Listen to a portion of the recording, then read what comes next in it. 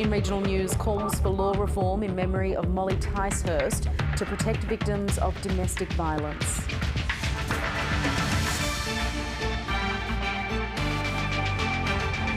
Cold weather and the cost of living combine to challenge wine producers.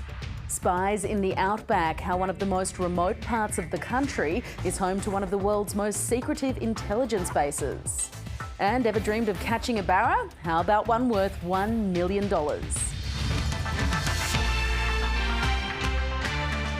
Hello, I'm Amy Culpitt. This is Regional News. It was the death of Molly Ticehurst in Forbes that intensified the national outcry over the epidemic of violence against women.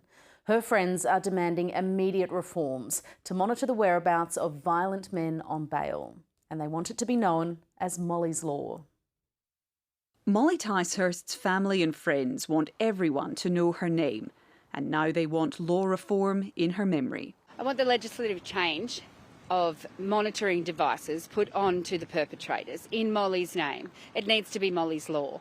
The 28-year-old was allegedly murdered by her former partner, who was on bail for several violent charges against her. Aidan Clark says his friend was failed by a system designed to protect her. There's obviously a fault that victims aren't able to feel safe and comfortable. They have to give up their lives. Molly's family wants people charged with serious domestic violence offences to be made to wear tracking devices. Independent MP Phil Donato is a former police prosecutor. He says it would require more resources. But when you counter that against what I believe would be the lives that would be saved and the protections that can be afforded, especially for women, it strikes the right balance, and we've got to look at saving more lives. Any initiative that prevents the death, the unnecessary death of a woman or a victim of domestic violence is worth considering. Molly's friends are determined to see more immediate actions from politicians. We will fight until this gets changed. We will not stop. We will do this for Molly.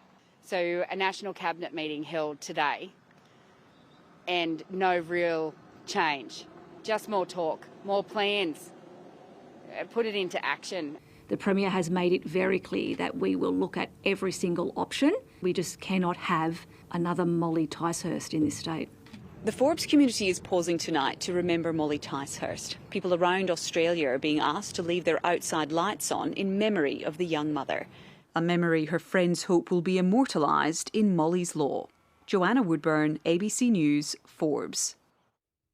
And if you or someone you know needs help, you can call 1-800-RESPECT, and 13 Yarn is a crisis support line for Indigenous and Torres Strait Islander people. Wineries in the Canberra region say it's been a mixed harvest this year, with some growers counting the cost of frost damage. It's a tricky time for the industry. There's been a global downturn in wine consumption, and customers in Australia are tightening their belts due to the rising cost of living. Stephanie Helm has a bone to pick with Mother Nature. Everything from the smoke taint in 2020 to hail to frost. So we were counting on this year on being a big production year, but looks like we'll have to look for 2025 for that now. October's freezing temperatures wiped out most of the crop at her estate vineyard and will limit the 2024 vintage to a small batch Pinot. We were able to source some fruit from neighbouring vineyards that we've worked with before in Young and Tumbarumba. Closer to Canberra, the outlook's more optimistic. We were one of the lucky ones that were able to avoid the spring frosts. And with our last fruit coming into the winery, I feel really positive about the quality that we have. The region's boutique wineries have been largely insulated from the broader industry's recent challenges, like export trade restrictions and the oversupply forcing some growers to destroy vines. There's definitely no wine glut in the Canberra district. We are searching for grapes as there's a huge demand. But weather woes did stymie an already slow recovery from pandemic-induced tourism restrictions. We do ride the edges of weather. And 22 and 23, whilst there's some really good wines in the bottle now, they were harder in the vineyard. And then there's the cost of living crisis. We're seeing definitely an impact just on our sales because I think people are really tightening their belts and like we are a luxury item. She says it makes risk management and sustainability initiatives more important than ever. We've been able to breed them to go through our vines and basically do a lot of that work for us. Farming smarter, not harder. Emmy Groves, ABC News, Canberra. Southwest WA has had some welcome rain over the past few days, but it's not nearly enough to ease the pain caused by extremely dry conditions. While primary producers are being offered some government financial support to cope, other regional residents are being forced to find alternatives, as usually reliable sources of water run dry. After months of dry conditions, Estelle Rowcliffe-Carlson's water supply is empty. It's not much water in there at all. I thought we would always have enough. We've got a 20,000 gallon tank and an 11,000 gallon tank. I thought that was plenty of water. Her family of 7 are travelling half an hour into town to shower after the council opened up access for people with no water. In a town known for wet weather, locals are worried. We often get rain in March, definitely April normally we do see some showers, and as I often say that here in Bridgetown you light your fire in May and you turn it off in November. so normally the cold comes with the rain, so we're definitely behind at this point. Rainfall this week has brought little relief. I think we need a number of days of decent showers before we can even start to see any kind of return to normal for us. The lack of rainfall is evident all over town. Locals that have been here for decades say they've never seen this creek so dry. After hundreds of farmers banded together to call for help, support is being offered by the state government in the form of a $9 million package for primary producers. There's also funding for councils. The tree is drying out. But Estelle Rowcliffe-Carlson wants help too. I think it should be extended to others to help them. And some more rain would also be welcome. Jackie Lynch, ABC News, Bridgetown. Travel plans for thousands of people were thrown into chaos this week as regional airline Bonza suspended all flights around the country. Passengers were left scrambling to make other arrangements following the shock collapse of the budget carrier, which has been in operation in Australia for a little more than a year. Customers were told they would not be able to get refunds for the cancelled flights, as other airlines stepped in to offer free travel to some of those left stranded. The airline employs around 150 staff. A WA man has pleaded not guilty to aggravated assault after allegedly restraining 3 children with cable ties outside a home in Broome. It's alleged 45-year-old Matej Radulik cable-tied the wrists of 3 children after he found them swimming in a pool at a vacant Cable Beach property in March. Mr Radulik is expected to stand trial in September. Nestled in the Northern Territory outback is one of the world's most secretive intelligence bases. Pine Gap near Alice Springs is considered the jewel in Australia's military alliance with the United States. Now, questions are being raised about Pine Gap's role in conflicts overseas and the risk it poses to Australia's safety.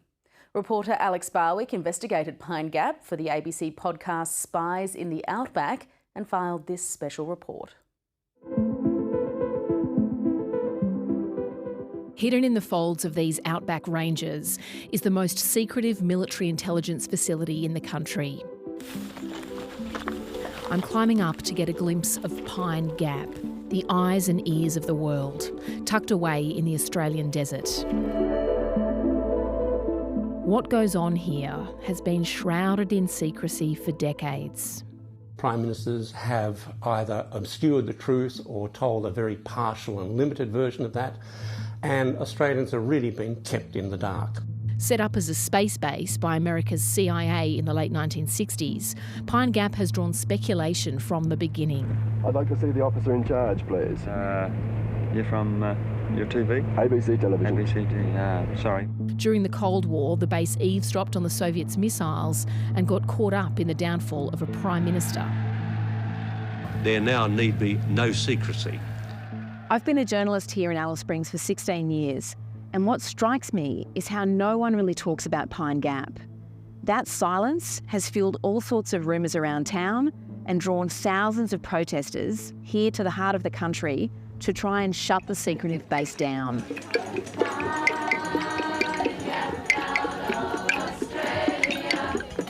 Over the decades, protesters have accused the base of drawing Australia into conflicts abroad and making the nearby town of Alice Springs a nuclear target.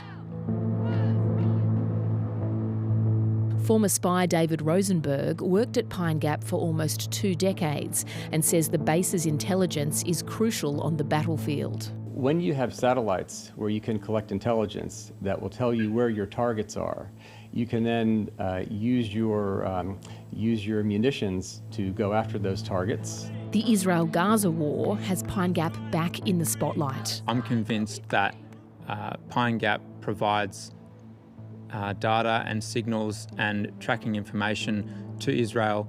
What we can be assured by is that the policy frameworks and the laws that we abide by mean that no information is being used irresponsibly. The Australian Defence Department says Pine Gap is one of the country's most long-standing security arrangements with the US, but wouldn't comment on whether it's sharing intelligence with Israel in its war against Gaza. There's at least a strong moral case to be made for it telling its citizens if it is collecting intelligence for a foreign power and which foreign power.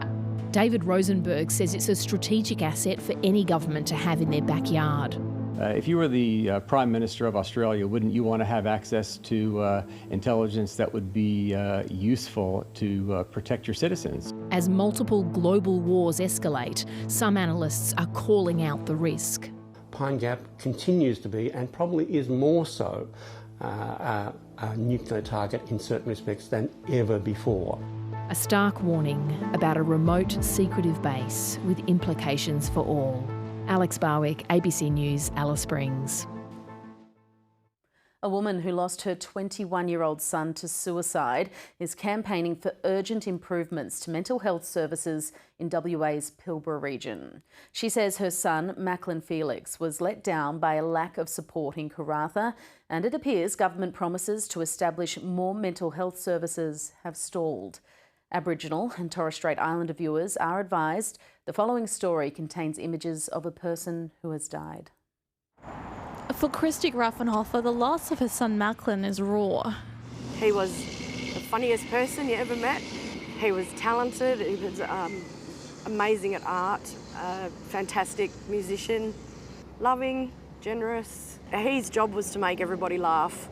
He declined rapidly. She says more mental health services are desperately needed in Karratha. You go to ED, they'll treat the symptoms, you go home and you just keep, it's just a really broken system. And service providers agree. Things have been changing. There's more programs that are coming into the region, but change is slow. And when it comes to suicide, there's just no time.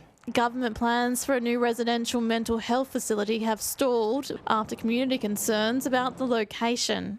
A new site was proposed in 2019, but there's been little progress. That felt like to the community that they were starting again, which drove up a bit of anxiety around, are we ever going to get this mental health facility? In a statement, WA's Mental Health Commissioner said they were committed to the project and understood delays could be frustrating. She said more updates would be available following further community consultation. The state government says support is available at the local emergency department. The staff on the ground do everything they can to keep their clients safe and make sure that they get the supports that they need. But Ms Grafenhofer says it's not enough. She says an increasing number of people are reaching out to her, but she doesn't know how to help them. Rosemary Murphy, ABC News, Karratha. And if you or someone you know needs help, please contact 13 Yarn or Lifeline. From outback hearse to remote helicopter, the unique final journey of one of Australia's most celebrated actors has been captured for a new documentary. Trailblazing actor David Gulpilil died in 2021, and one of his final wishes was to be farewelled in a traditional Yolngu funeral at his home in the remote Northern Territory. And a note to Aboriginal and Torres Strait Islander viewers, this story contains the name and image of Mr Gulpilil, used with permission from his family. An icon of Australian film who opened the nation's eyes to his Yolngu culture.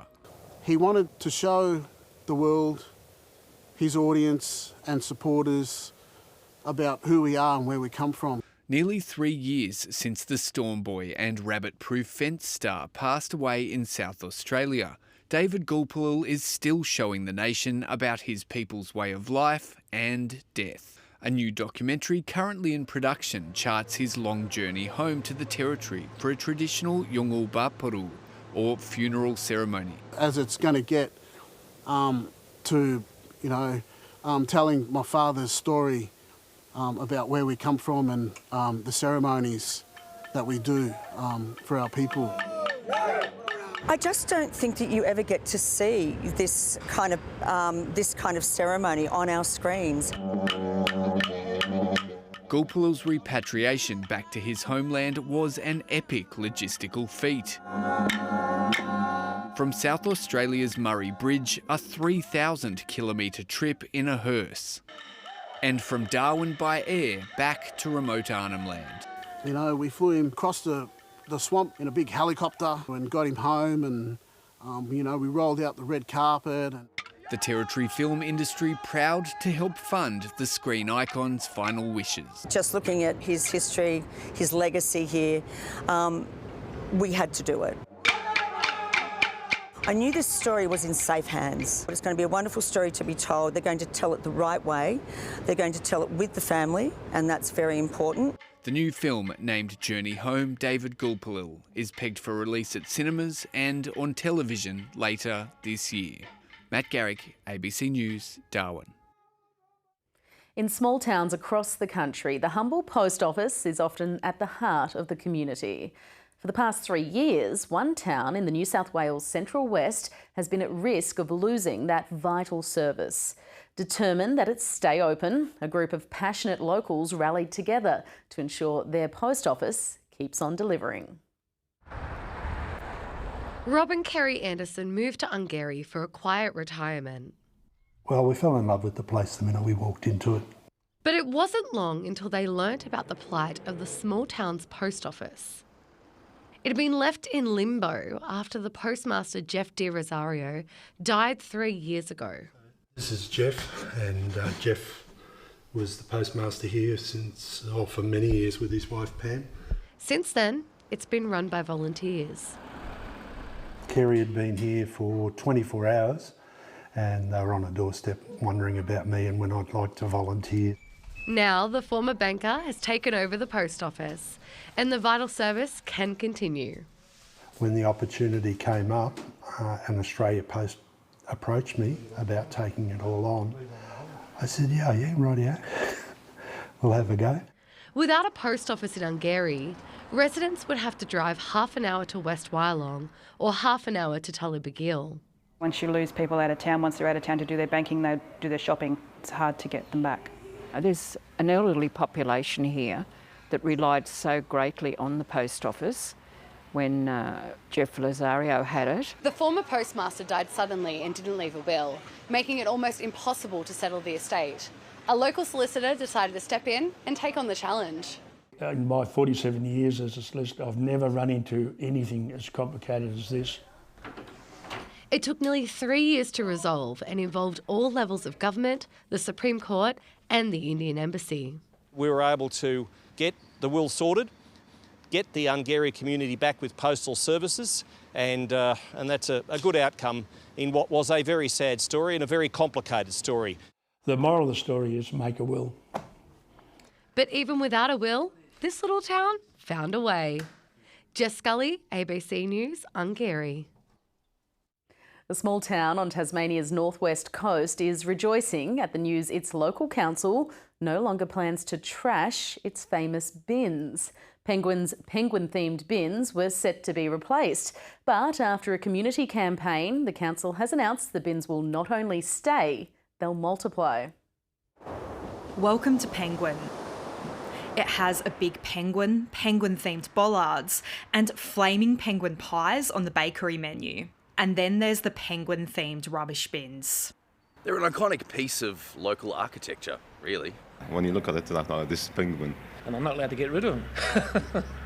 The penguin bins have been around since 1980, but their future was threatened when the council announced it would roll out new infrastructure.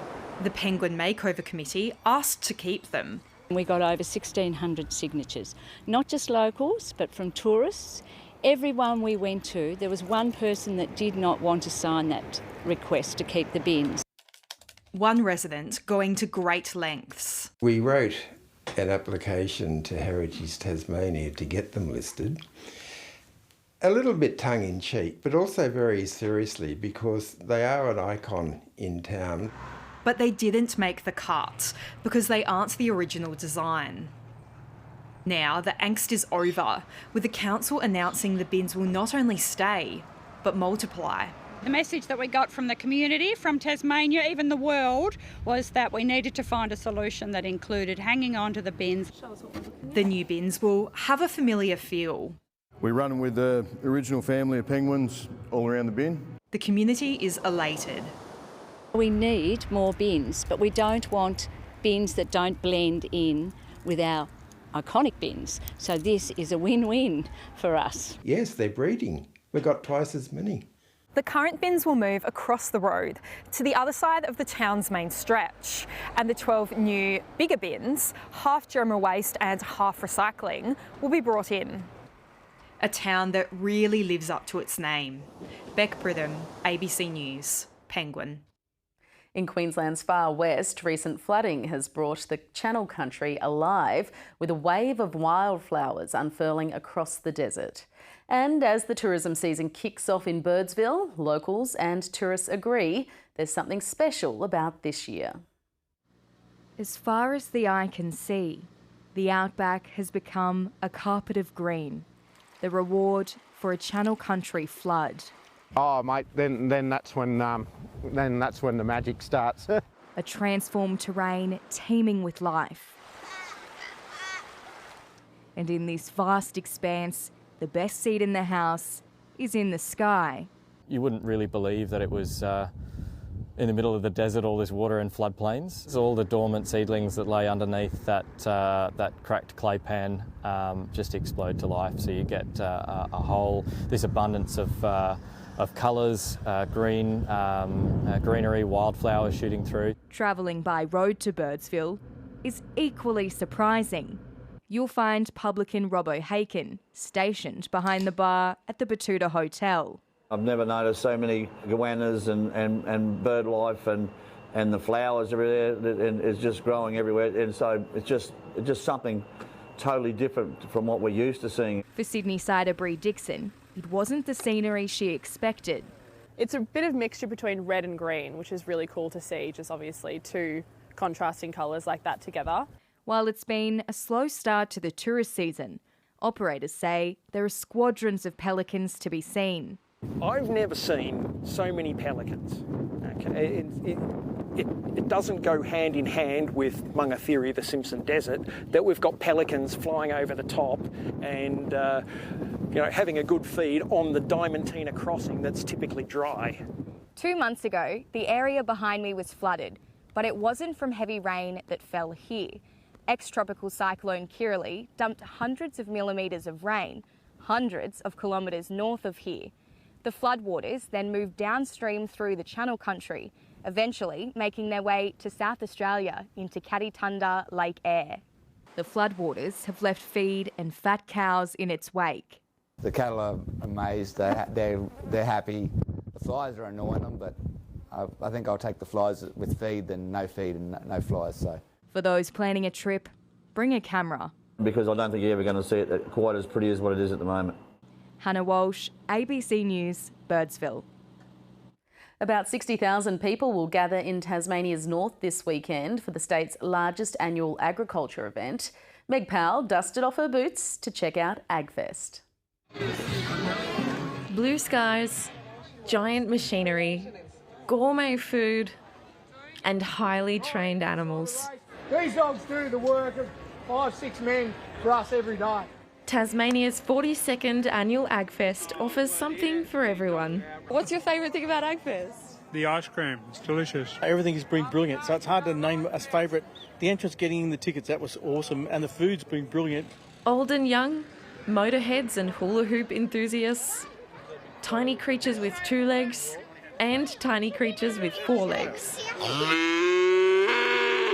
Thousands hit the streets at Quercus Park near Launceston for the first day of festivities.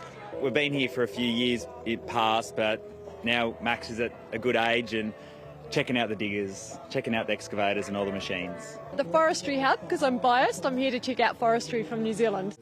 Agfest is all about connecting the country with the city, those who produce with those who eat, wear and use the products. This year, more than 600 exhibitors are aiming to do just that. We all eat.